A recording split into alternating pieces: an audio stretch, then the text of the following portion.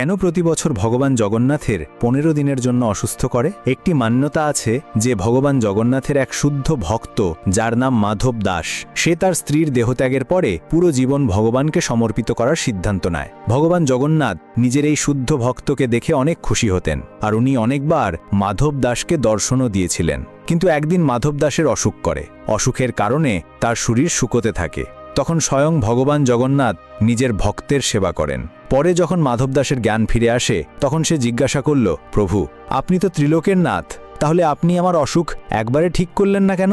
আপনাকে আমার সেবা করতে হতো না? তখন ভগবান হেসে বললেন, মাধব দাস, যদি তুমি এই জন্মে এই দুঃখকে নাও ভুগতে, তাহলে তোমাকে পরের জন্ম নিতে হতো।